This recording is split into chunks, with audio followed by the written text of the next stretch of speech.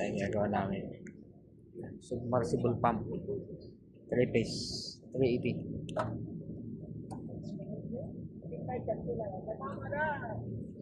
Ay, 3 phase 380 yan.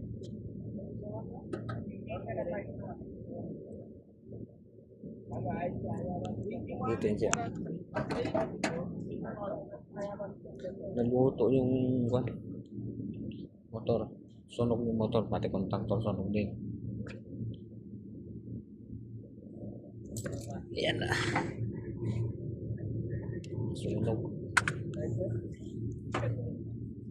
Yung taga-birada natin. King PG. Ang kanyang page King PG. Shout out pala kay Boss Larry Baracena. Yan. Nagpapalit tayo sa ating mangalay sa kamay.